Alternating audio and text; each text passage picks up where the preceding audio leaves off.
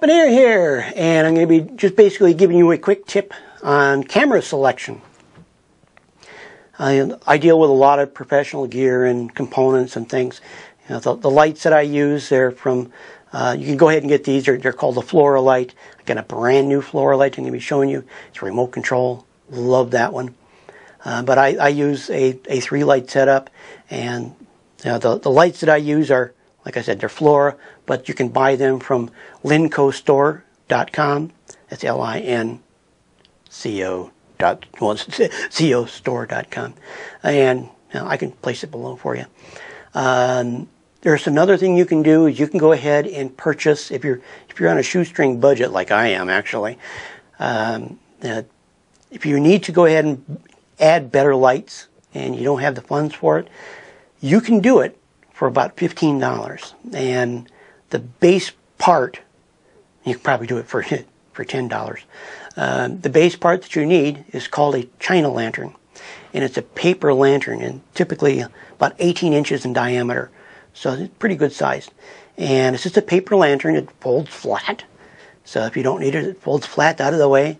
And then when you do need it, it opens up, and then you take your light fixture with the cord. It does not come with it, but typically does not come with it. The light fixture with the cord, all you have to do is go ahead and stick in like a 100-watt bulb, screw it in there, and then put it, hang a hook in your ceiling right above your video area or whichever you want to do. I know some people that go ahead and use microphone booms.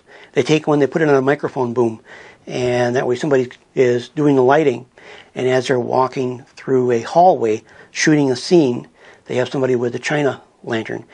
The reason for the China lantern is, number one, it's a 360-degree light, and it's a diffused light, and your diffused light is what really brings out the best quality.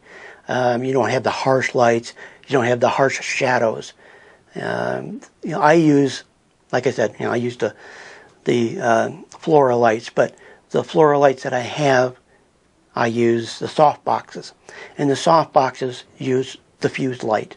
So you can go ahead and you can buy one of these China lanterns, and China ball lantern, and you can buy them, I think, for $7.99 or $5 or something like that.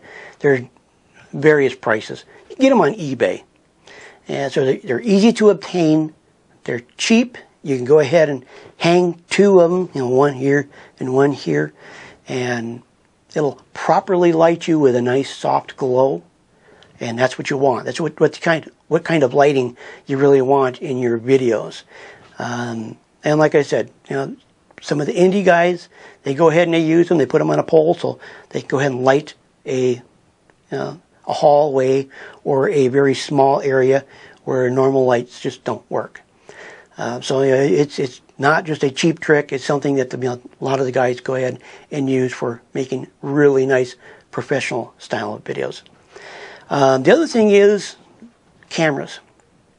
I get a lot of questions on cameras, and the camera I use is a JVC GZ HD6, and it's a good sized camera. I mean, it's a 3 CCD camera, which is, if you want more performance, better light, better light gathering ability, and better color and everything like that, you basically want to go to a 3 CCD camera. Your small handy cams and stuff like that, they're typically not, the CCD size on those are smaller, so you get less quality color and things like that. Just like if you were to go ahead and go with a red camera, not red color, but red camera, and if you use that, I mean, color and everything else would be fantastic. It's got better CCDs, better, larger lenses, more light, everything else. But as far as what do I suggest for people to go ahead and purchase? If you're looking for a better camera, what should you look for? Number one, I always suggest that you always get a camera that has a microphone input. If it has a microphone input, then you can go ahead and do what I do. You can see on my shirt here, I got a lapel microphone. I use 2 microphones. I use a lapel and I use a shotgun. Now the shotgun's mounted on the camera itself, So I'm actually catching audio from 2 different locations and mixing it together using a Studio One XLR adapter. And then the XLR adapter goes into the mini plug on the camera. And that's why you want the mic input onto the camera. The cameras themselves have fairly poor quality microphones, and they're not directional. So this is the key. If you have a microphone input on your camera, you can go ahead and use shotgun microphone like I'm using. And shotgun microphones are directional. So if you are out at a park or downtown or something like that, you don't hear all the background noises and everything going on. It's more focused towards you. You're still going to get whatever's behind you, but it's going to be more focused on you rather than everything around. And that really helps cut down the noise. If you can, it's not a requirement, but if you can, it's kind of nice to have a headphone out. I use mine sometimes, not all the time, because I'm standing here and not behind the camera. Always go ahead and also make sure you always get a really good quality tripod. Tripods, you get a $20 tripod or a $20 tripod. If you go ahead and spend $50, you can have a better quality tripod. You're going to have a fluid head and things like that. And your quality in tripods goes up. I use a very heavy-duty, large steel and aluminum tripod with a fluid head on it. And that's made my life so much easier rather than the cheap regular tripods, the aluminum flimsy tripods. So, the better quality you have, it's just going to show up on video. So as far as cameras, get the biggest lens that you can. Make sure it's a threaded lens so you can go ahead and install filters on it. And if you're looking for a filter, number one, on every camera that you own, you should always go ahead and put a thread in an ultraviolet filter. And it's going to go ahead and filter out some ultraviolet light, which is great, but most of all, it's going to protect the lens. And the last thing you want to do is go ahead and get a lot of dust and stuff like that on the lens itself. And then you go to clean it out. You got to take your handkerchief or whatever, or your shirt tail, and you wipe it out and you scratch the lens up. And then everything starts getting from crisp to a little bit blurry over time. So if you're going ahead and put a threaded cap on there, that prevents the dust from getting there. Even if, like on my camera, I have an automatic door, shutter that offers protection to my lens, but that's just not good enough. That you can still get a lot of dust in there and around there, and it's just not worth it to me. The camera that I use, I bought on eBay used, but the camera when it was new sold for $1,200. I don't want to go ahead and ruin it with a $10 shirt trying to clean the lens. So you get my point there. So the more stability you have in a tripod, the better off you're going to be.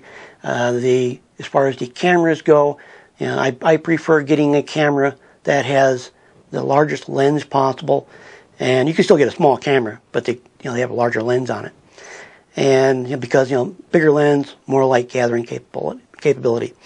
That's basically it. I love the JVCs. Canon makes phenomenal, really super high quality.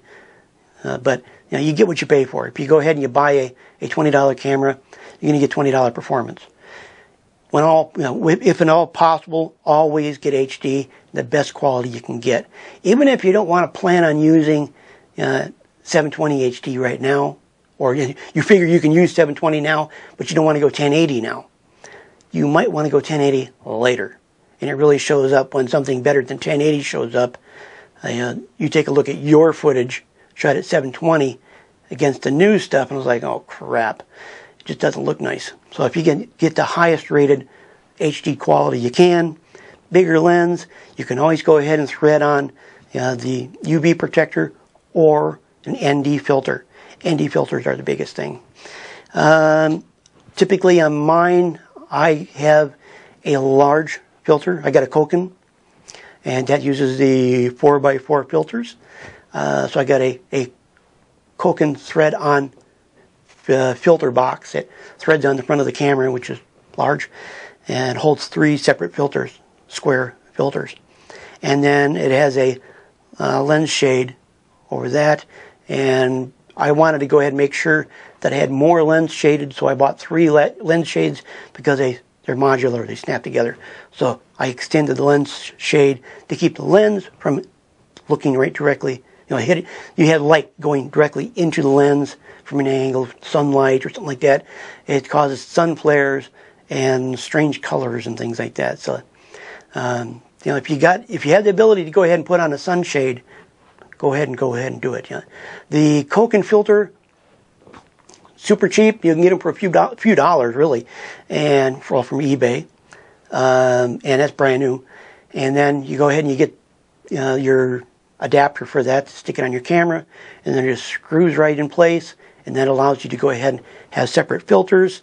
I use a polarized filter on the inside. It gets rid of glare, like from glasses and things, or especially water, or from mirrors, or not that you're going to see something on the other side of the mirror. You're just not going to see the glare from it. And then ND filters I'm going to be using coming up, especially outdoors. And my camera is set up so it's also going to work with my high-speed, well, my filter setup, my Cokin filter setup is going to work also on my high-speed camera. So it works on both. And that just allows me to go ahead and use different types of filters. If there's a lot of guys out there that are wondering about ND filters and some of these other kind of filters, feel free to let me know.